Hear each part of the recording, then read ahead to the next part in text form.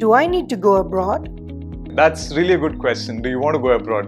However, that is a question that only you can answer. There are a lot of opportunities here in India, but if you want to look at something that is very, very specialized, I still think that universities abroad offer you a wider range of choice than the universities that are here. Which country should I go to? The country that you'd wish to go to will depend on the course that you'd want to pursue. For instance, if you're looking at a medical program, a lot of people would want to go to the UK. On the other hand, if you're looking at a Masters of Science in an engineering or a computer science background, I think USA would still be the first preference for a lot of people. And if you're looking at something like mechanical or mechatronics, Germany is an option that you have. So essentially it boils down to which course you'd want to pursue and if that particular course is available in that country. Which country offers scholarships? If money is a huge problem, then your first option, I think, should be Germany if you're planning to pursue technical courses.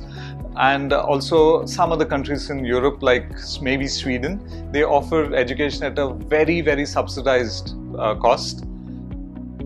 Then you also have universities in the US which are open to offering scholarships, but what you must always remember is you might not always get scholarships straight away when you're applying to universities in the US. Quite a few universities offer you scholarships in different forms. It might be in the form of teaching assistantships or research assistantships. But on the other hand, countries like UK and Australia are not really known for offering scholarships primarily to international students. I am in my second year. I haven't yet decided which country to study in. What courses should I take? Good that you've made it so far till the second year, and if you've made it unscathed without any backlogs, you're already in a good enough position. So, and if you're not really sure about which country you'd want to go to, the first test that I'd like you to take would be the IELTS, because that will open doors to a lot of other countries. IELTS is accepted in the US, in the UK, New Zealand, Canada, Australia, you name it. Even a lot of universities in Germany also would require you to take IELTS. So that would be the first test that I'd want you to take. And beyond that, if you're looking at getting into the best universities, depending on the course that you're looking at, if you're looking at a master's into management, then a GMAT might be preferred, but still their GRE is the most widely accepted test across the US. So that would be your second preference. So first would be IELTS, the second one would be GRE. How do I select a university? There are a lot of things that come into play when you're selecting a university. The first thing obviously would be how much money you're willing to spend. You must realize that most of the top universities, especially in the US, will cost a lot. So you need to be ready for that. The same is the case with universities in Australia and the UK. Quality does not come cheap.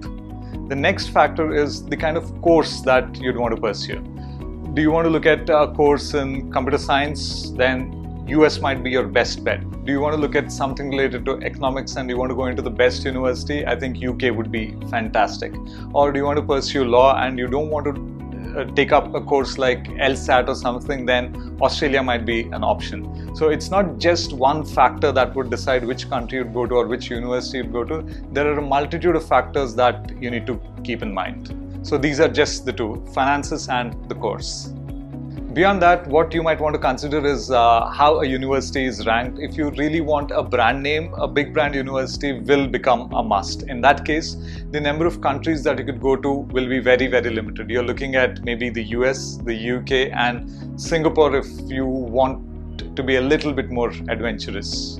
And beyond this, you have other factors. Do you want to look at a part-time job? US will be your best bet. Do you want very, very highly paying part-time jobs? Australia is one of the options that you have then. These are some of the factors that come into play when you're choosing a particular university or a particular course. These are not the exhaustive list. This would entirely depend on what your situation is. So if you could probably consult someone who's well versed with what courses are available and what suits you best for your individual preference, then talking to that person would give you a clearer idea. And always remember, friends and well-wishers often have a lot of information, but this information might be conflicting with what others might give you. So you should be the final decision maker. Where do you want to see yourself 5 years from now? Where do you see yourself 5 years from now, and where do you want to be? These are the questions that you'd have to keep in mind. And always remember, putting in a little more effort now is always better than regretting choosing a wrong university a few years down the line.